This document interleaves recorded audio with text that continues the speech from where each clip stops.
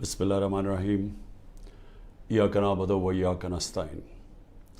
मेरे पाकिस्तानियों, आहिस्ता आहिस्ता हमें पता चल रहा है, हमें डिटेल्स आ रही हैं, हमें पूरी कहानी समझ आ रही है कि कितने पाकिस्तानी थे जो कि वो किश्ती जो चली थी सीरिया से और जो ग्रीस यानी यूनान के करीब जाके वो जो किश्ती डूबी है, हमें आहिस्ता आहिस्ता पता चल रहा है कि कितने पाकिस्तानी उसमें थे।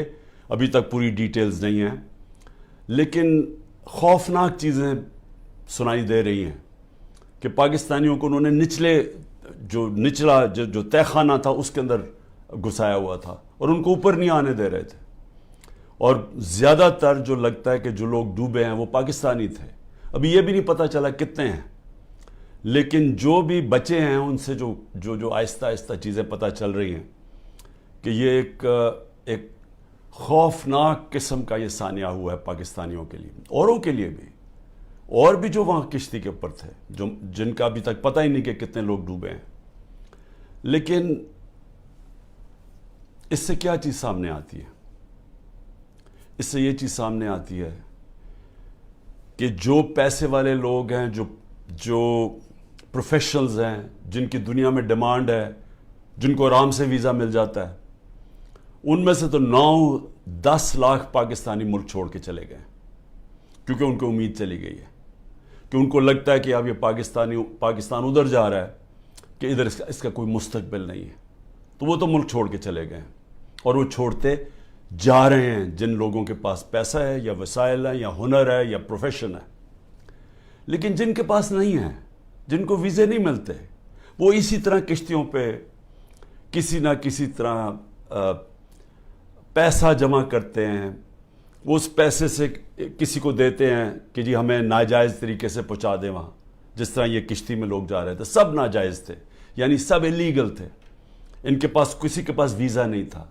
इन सब ने पैसे दिए थे, जो दलाल होते हैं, जिन्होंने कहा कि हम आपको पार पहुंचवा देंगे।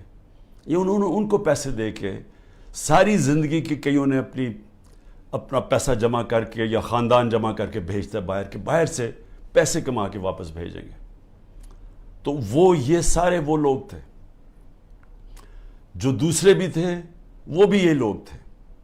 अच्छा, अब इनमें ये जो लोग जा रहे थे, ये किन मुल्कों से जाते हैं? सवाल हम अपने आप से पूछें कि ये कौन से मुल्क हैं जिधर इतने बुरे हालात हैं कि लोग अपना घर छोड़ के सारा पैसा इकट्ठा करके ख़ानदान इनको बाहर भेजता है। वो कौन से मुल्क हैं? ये वो मुल्क हैं जिधर या तो जंगें चल रही हैं, और जब जंग होती है तो कानून सब ख़त्म हो जाता है, कारोबार ख़त्म हो जाता है, वो उस मुल्क को छोड़ के निकलते हैं। जिस तरह अभी सूडान में आपस में खाना जंगी है, तो लोग छोड़ के जा रहे हैं, लाखों लोग जा रहे हैं वहाँ से। जिस तरह सीरिया के अंदर जंग चली थी, शाम के अंदर, उधर लोग छोड़ के जा रहे हैं। या लिबिया के अंदर सिविल वॉर हुई जब, तो आपस में जब लड़े तो उधर लोगों ने जाना शुरू किया। लेकिन और कौन से मुल्क हैं? अब मैं आपको ये बताना चाहता हूँ कि ये जो मैं आपको 27 साल से कह रहा हूँ, इंसाफ की तहरीक, मैं कहने की अपनी कौम को ये कोशिश कर रहा हूँ कि जब तक एक मुल्क में इंसाफ नहीं होता, रूल ऑफ लॉ नहीं होता, कानून की हुक्मरानी नहीं होती, वहाँ खुशहाली नहीं आती। तो ये सारे तकरीबन लोग उधर उन मुल्कों से जा रहे हैं जिधर कानून की हुक्मरानी नहीं, जिधर जंगल का कानून है। तो मैं आज आपको बताना चाहता हूँ कि वो मुल्क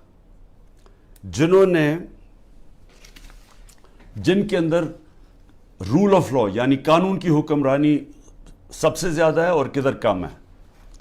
तो पहले तो मैं आपको पहले 15 मुल्क आपको बता दूं कि जिधर कानून की हुक्मरानी सबसे ज़्यादा है और जिधर लोग छोड़ के उन मुल्कों पे जा रहे हैं, यानी गरीब मुल्कों से अमीर मुल्कों में किन मुल्कों पे जा रहे हैं।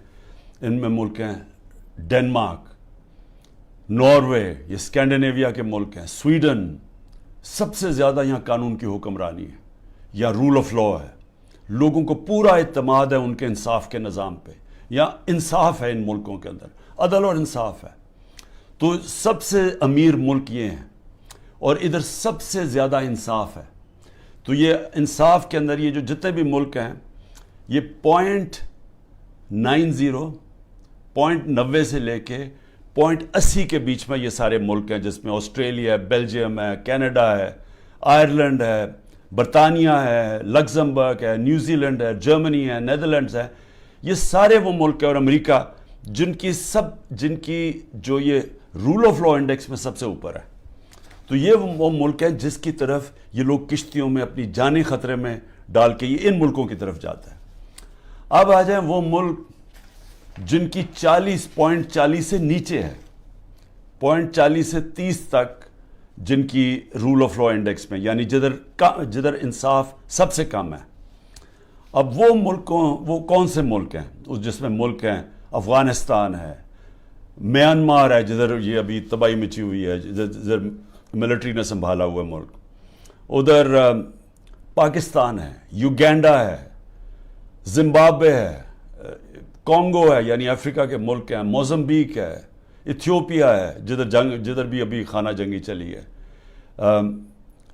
تو وہ ملک ہے، نکریگوا ہے، یعنی سو یہ وہ ملک ہیں جدھر سب سے کم اس وقت قانون کی حکمرانی یعنی رول آف لا ہے، جدھر سب سے کم انصاف ہے. ان سارے ملکوں سے یہ وہ ملک ہیں جدھر سب سے کم ہے. ادھر سے لوگ جا رہے ہیں ان ملکوں میں جدھر سب سے زیادہ انصاف، اور کیونکہ انصاف ہے، خوشحالی ہے. میں یہ آپ کو کیوں آج بتا رہا ہوں؟ میرے پاکستانی ہوئی میری ذرا غور سے بات سن رہے ہیں.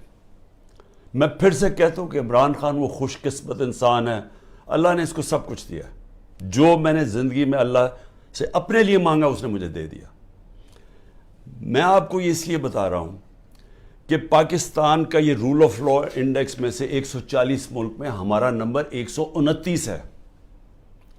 یعنی 129واں نمبر اس ملک کا ہے جدھر سب سے کم انصاف ہے. اب یہ سوچ لیں کہ یہ انڈیکس ادھر کا ہے جب سے یہ 9 مئی کے بعد مکمل طور پہ یہاں قانون کی دھجیاں اڑائی گئی ہیں. 9 مئی کے بعد پاکستان میں وہ بہانہ مار کے، اور میں انشاءاللہ جب بھی اللہ موقع دے گا میں یہ ثابت کروں گا، کیونکہ اب تو مجھے ڈیٹیلز آ گئی ہیں ساری، کہ ہمارے اندر لوگ گھسائے ہوئے تھے جنہوں نے یہ پلان کر کے یہ آگے لگائی ہیں. اور یہ ہر جگہ سے ایک ہی آواز ہے، یہ ہمارے لوگ نہیں تھے. میں نے ایک سے پوچھا ہے، ہمارے لوگ چھپے ہوئے تھے، کیونکہ وہ چھپے ہوئے ہیں جیل میں ہیں. مجھے تھوڑا آہستہ آہستہ لیٹ پوری طرح اس کی خبریں ملی ہیں. لیکن جس سے بھی میں نے پوچھا ہے انہوں نے ایک چیز کہی ہے جی، کہ ایک دم کوئی لوگ آتے تھے اور یہ ایک دم ساروں کو اشتعال دلواتے تھے کہ چلو وہاں چلو، ادھر چلو جی GHQ چلو ادھر جا کے یہ جو جہاز چوک پہ میاں والی میں اس کو آگ لگا دو. لوگ کہ جی اب ہیں کون؟ وہ ہمارے تحریک انصاف نے کبھی دیکھے ہی نہیں تھے. تو یہ ہر جگہ سے یہ آئی ہیں. کور کمانڈر گھر کا جلا دیا گیا، بڑا شور مچایا گیا. لیکن آج تک کوئی IG پولیس سے پوچھا ہے کہ 2-3 گھنٹے لگ رہے ہیں کراؤڈ کو آنے کے لیے، آپ کدھر تھے؟ جو ٹرمپ کے لوگوں نے جب ان کی پارلیمنٹ کیپٹل ہل کے اوپر جب انہوں نے چڑھائی کی، سب سے پہلے پولیس چیف کو فارغ کیا. تو ادھر تو یہ اس کو تو کوئی پوچھ ہی نہیں رہا. اور کیوں نہیں ابھی تک CCTV کیمرہ کی ساروں کو ٹی وی کے اوپر ڈیٹیلز آئی؟ سارا وقت ٹی وی پہ پروپیگنڈا چل رہا ہے. بتائیں تو صحیح، وہ شکلیں تو بتائیں. کیوں نہیں صحیح معنی میں ہمارا کیوں نہیں موقف لیا گیا؟ ہم ساروں کو پکڑ کے جیلوں میں ڈال دیے، کیسز کر دیے ہیں. میرے اوپر، میں جیل کے اندر تھا، 9 میرے اوپر جیل میں جب میں تھا 9 کرمنل کیس کر دیے ہیں کہ میں نے ان کو اشتعال دلوایا تھا. کوئی ثبوت ہے؟ کوئی ہاں جی ہمارے پاس آتی ہیں جی کہ ہمارے پاس بڑے ثبوت جمع کیے ہوئے ہیں. میں چیلنج کرتا ہوں، یہ تو چھوڑو 27 سال میری پولیٹکس میں ایک دفعہ بتاؤ کہ میں نے کبھی کسی کو کہا ہو کہ پرامن احتجاج کے علاوہ کوئی احتجاج کرو. ایک دفعہ مجھے کوئی بتا دے. میرے سارے پارٹی سینئرز کو میری پالیسی کا پتا تھا، اور سارے سینئرز وہی باتیں کر رہے تھے، پرامن احتجاج. ہم کہیں بھی پرامن احتجاج کر سکتے ہیں، یہ ہمارا آئین ہمیں اجازت دیتا ہے، کوئی نو گو ایریا نہیں ہے. لیکن یہ جو جلانا تھا یہ ایک پلان سازش کے تحت اس لیے ہوا کہ اس کے بعد پورا ایکشن تیار تھا. ایک دم 48 گھنٹے میں 10,000 لوگوں کو جیلوں میں ڈال دیا، اور سارا کچھ بلیک آؤٹ میڈیا سے اور سارا کنٹرول ہو گیا ایک دم.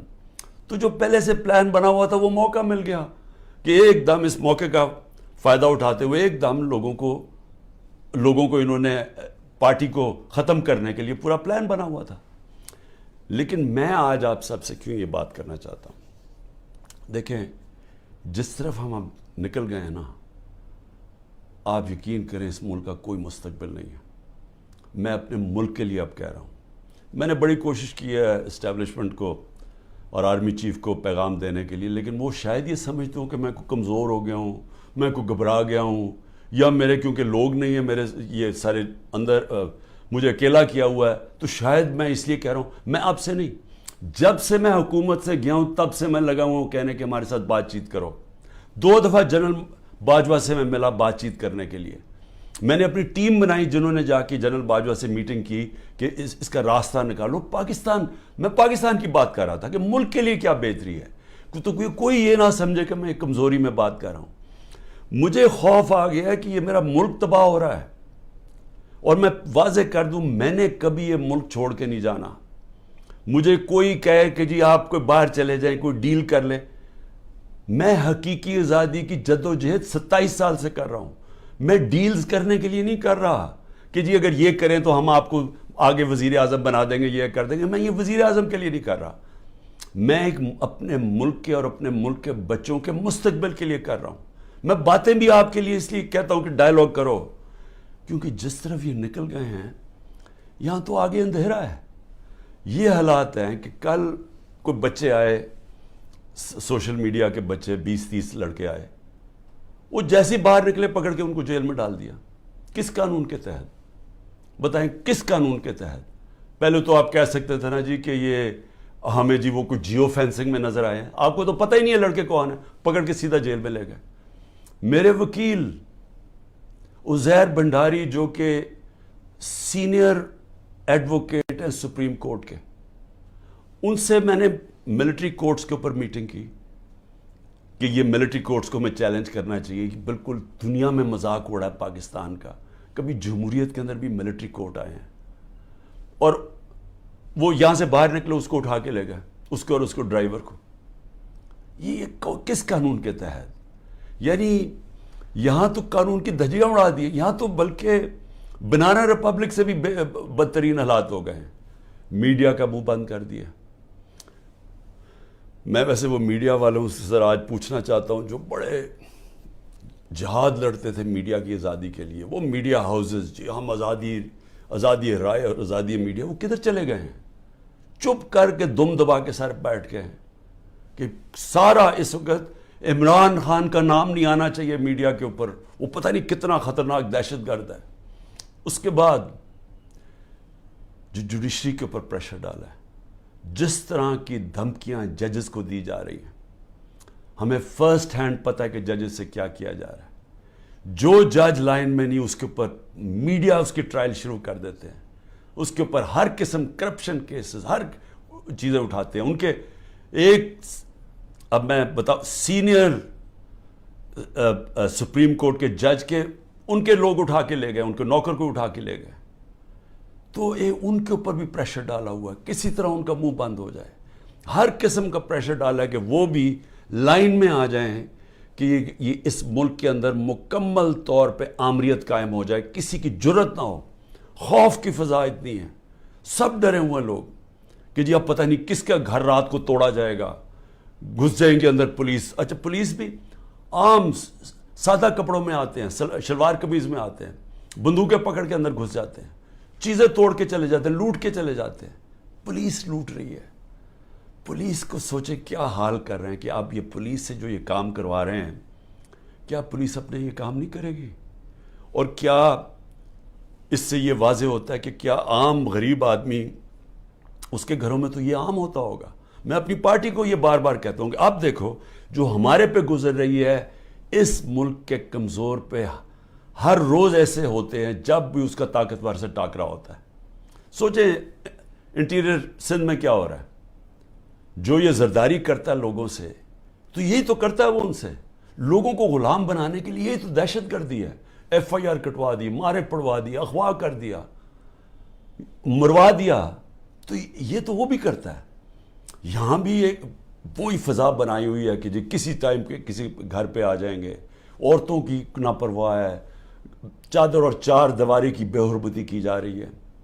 یہ شرم کی بات ہے کہ ہمارے وہ سینئر جرنلسٹ جن کی کریڈیبلٹی ہے, دنیا عزت کرتی ہے, قوم ان کو مانتی ہے, وہ ملک سے 4-5 ملک سے باہر بھاگ گئے, ان کو باہر بھگوا دیے.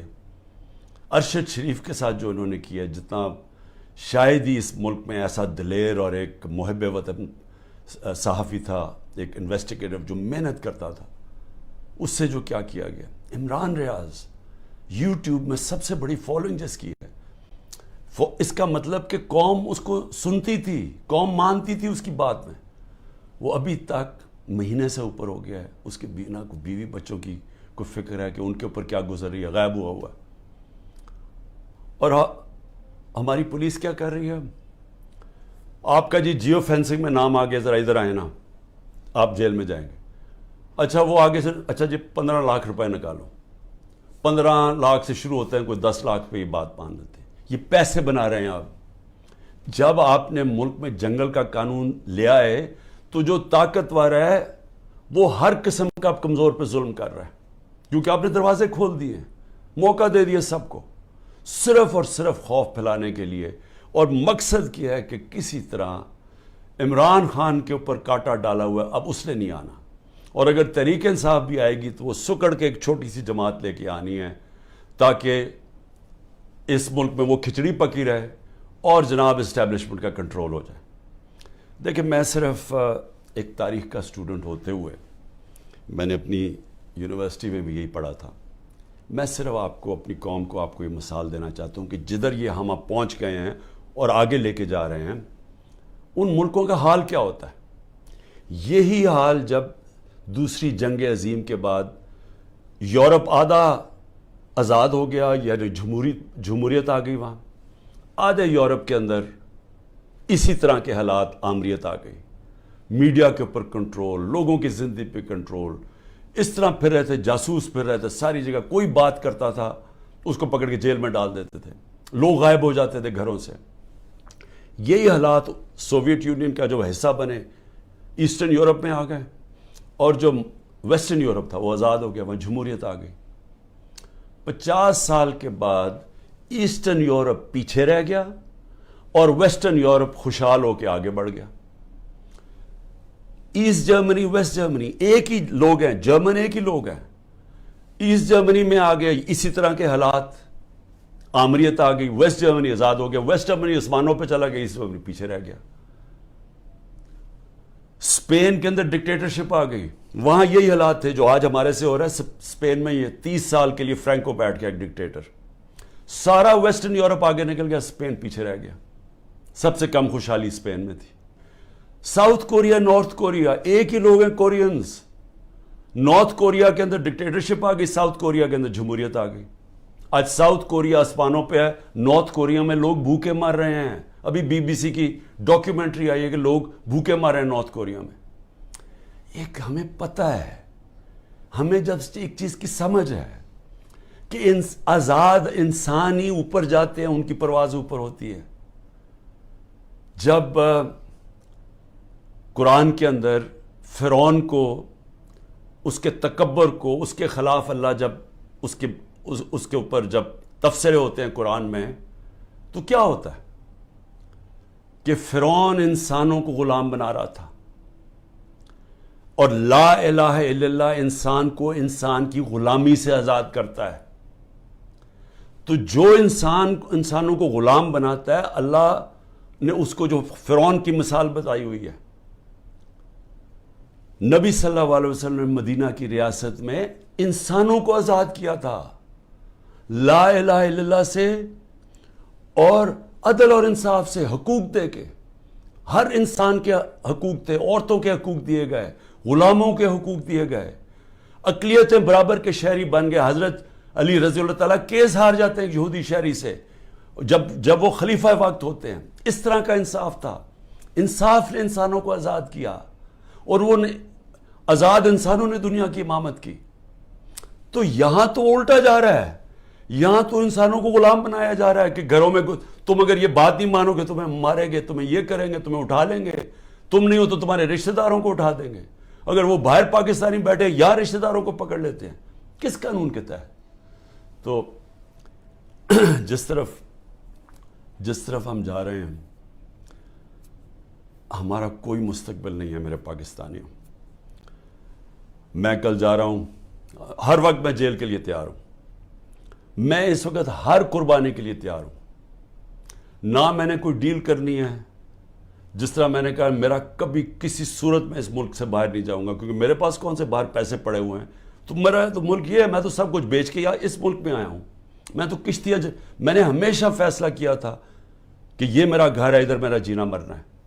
کسی صورت نہ جانا, نہ میں نے کوئی ڈیل کرنی ہے کہ جی -1 کر لو. میں اس لیے تو نہیں پالیٹکس میں آیا تھا, میں تو حقیقی آزادی کے لیے آیا تھا. میں تو یہ اگر ڈیلز کرنی ہوتی بہت پہلے ڈیلز کر لیتا. میری جد و جہد رہے گی جب تک میرا ملک حقیقی طور پہ آزاد نہیں ہوتا, اور اس کے لیے جیل کے لیے بھی تیار ہوں. کل میں جا رہا ہوں, کوئی 19 میری بیلز ہیں. ایک کسی نے جج نے پریشر میں آ کے کینسل کیا, حالانکہ کیس ہے, بوگس کیسز ہیں سارے, لیکن ایک نے فیصلہ کرنے کے جی بیل کینسل کر دیا, جیل میں چلا جاؤں گا. اس کے لیے بھی تیار ہوں, تیاری کر کے جاؤں گا. وہ نہیں جاؤں گا تو کوئٹہ میں کیس کر دیا. سوچیں, سارے لوگوں کو پتا ہے کہ وہ خاندانی دشمنی تھی. ابھی قتل ہوتا ہے تو 4 گھنٹے کے بعد جناب لا منسٹر کہتے ہیں عمران خان نے قتل کر دیا. یہ اسی طرح ہے جب وہ میرے اوپر جب وہ گولی چلائی تھی, وہ اس نے شوٹر نے, نوید نے, تو ابھی چند منٹوں کے بعد ڈی پی او کے فون سے وہ ساروں کو میسج چلی جاتی ہے, جی میں دینی, یعنی کہ وہ دینی انتہا پسند ہے, عمران خان نے دین کی توہین کی یا کیا. وہ پہلے سے پتا تھا. یہ بالکل وہی ہے. 4 گھنٹے, اس کے 40 گھنٹے کے بعد ایف آئی آر کٹتی ہے. ایف آئی آر 40 گھنٹے کے بعد کٹتی ہے. 4 گھنٹے کے بعد جناب لا منسٹر کہتے ہیں عمران خان نے مار دیا اس کو. جس طرح عمران خان کو بڑا کوئی خطرہ تھا اس کیس سے, یا اس نے کوئی پہلے بڑے قتل کیے, 150 تو کیسز اور تھے. تو یہ پہلے سے پلان کیا ہوا, کسی نہ کسی کیس میں مجھے پتا ہے کہ انہوں نے, میں جیل میں چلا جاؤں گا, لڑوں گا یہی کیس لے کے, کوئی ملک نہیں چھوڑوں گا, کیس سارے لڑوں گا. لیکن میں اپنی قوم کو ایک پیغام دینا چاہتا ہوں. دیکھیں, یہ آپ کا بہت بڑا امتحان ہے. اللہ نے آپ کو بڑے امتحان میں ڈالا ہوا ہے. قرآن میں وہ کہتا ہے, میں بار بار تمہارے ایمان کو مشکلوں سے آزماؤں گا. یہ ٹائم ہے آپ کا, اب ایمان آزمایا جا رہا ہے. زندگی موت اللہ کے ہاتھ میں ہے. میری طاقت کدھر سے آتی ہے؟ مجھے پورا ایمان ہے کہ جب اللہ نے فیصلہ کیا میں نے جانا ہے, کوئی مجھے روک نہیں سکتا.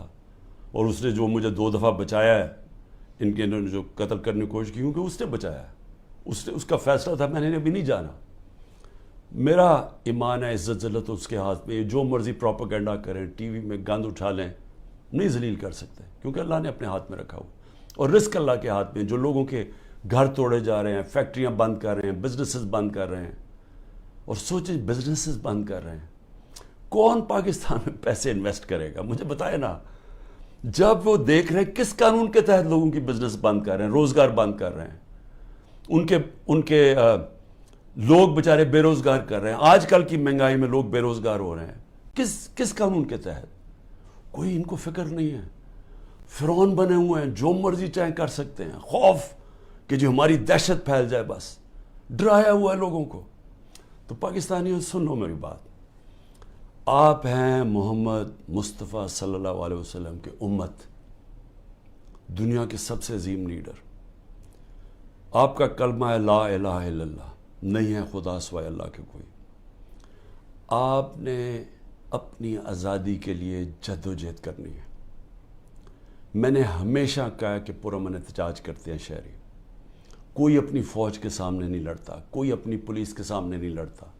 ہم ان سے لڑنے نہیں آئے, ہم کوئی انتشار پھیلانے نہیں آئے, لیکن ہمارا حق ہے پرامن احتجاج. آپ نے ابھی سے مینٹلی تیار ہونا ہے. انہوں نے مجھے جیل میں ڈالنا ہے, اور ان کا خیال ہے کہ جب مجھے جیل میں ڈالیں گے, اب انہوں نے اتنا خوف پھیلا دیا کہ سب چپ کر کے بیٹھ جائیں گے. آپ نے اگر یہ ظلم قبول کر لیا, اور یاد رکھیں آپ 25 کروڑ ہیں, اگر 25 کروڑ لوگ سہم گئے اور خوف کے سامنے جھک گئے, تو میں آپ کو بتا رہا ہوں آپ کا کوئی مستقبل نہیں ہے. پھر یا تو یہ کشتیوں میں لوگ نکلیں گے اور بیچارے اسی طرح جان کھوتے رہیں گے، سمندروں میں ڈوبتے رہیں گے اور وہاں دھکے کھاتے رہیں گے، اور یا پھر جو آپ کے پروفیشنلز ہیں وہ ملک چھوڑ کے ویسے دنیا میں ڈیمانڈ ہے وہاں چلے جائیں گے، تو ملک کا تو کوئی فیوچر نہیں رہے گا۔ اور یہ چوروں کے ہاتھ میں جن کو اوپر بٹھا دیے لا کے، جن کو 30 سال سے ثابت کر رہے ہیں، یہ ایک دوسرے کی چوری کو 30 سال سے لوگوں کو بتا رہے ہیں کہ کون بڑا چور ہے، جو یہی اسٹیبلشمنٹ بتا رہی ہے کہ کتنے بڑے چور ہیں۔ اگر ان کے نیچے اور ان کی غلامی کرنی ہے اور یہ خوف کی وجہ سے، میرا کیا ہے کہ اس غلامی سے موت بہتر ہے۔ یہ کوئی زندگی نہیں ہے، غلاموں کی کوئی زندگی نہیں ہے، صرف پرواز آزاد لوگوں کی ہے۔ اقبال کا شاہین صرف آزاد ہو کے تو اوپر جا سکتا ہے، غلام تو غلام رہتے ہیں۔ جس طرح مولانا رومی نے کہا کہ جب اللہ نے تمہیں پر دیے ہیں کیوں چونٹیوں کی طرح رینگ رہے ہو؟ غلام چونٹیوں کی طرح رینگتے ہیں۔ تو سب آپ ذہن بنا لیں کہ یہ خوف جو پھیلایا گیا ہے، اور قرآن کی آیت ہے کہ جو لوگ ایمان لے آئے اللہ ان کے خوف دور کر دیتا ہے۔ یہ ایمان والے لوگوں کو میں کہہ رہا ہوں کہ یہ بالکل آپ نے گھبرانا نہیں ہے، آپ نے کھڑے ہونا ہے، پرامن احتجاج آپ کا حق ہے۔ جس طرف یہ ملک کو لے کے جا رہے ہیں، جو یہ ملک کو تباہی کی طرف لے کے جا رہے ہیں، ان کو کوئی فکر نہیں ہے ملک کی، یہ صرف اقتدار اور پیسے کی جنگ ہے۔ ان کو اقتدار اور پیسہ اس لیے عمران خان سے خطرہ ہے کہ جناب اگر وہ آ گیا تو یہ ہمارا اقتدار اور پیسہ خطرے میں چلا جائے گا۔ یہ ملک کو تباہی کی طرف بھیج رہے ہیں اسی وجہ سے۔ اور اسی لیے میں سب کو آخر میں پیغام دیتا ہوں کہ ذہنی طور پہ تیار ہو جائیں کہ کبھی بھی آزادی کوئی پلیٹ میں رکھ کے نہیں دیتا، آزادی کے لیے قربانیاں دینی پڑتی ہیں، اور آپ سب کو، میں بھی تیار ہوں، آپ سب کو تیار ہونا چاہیے قربانیوں کا۔ پاکستان پائندہ باد۔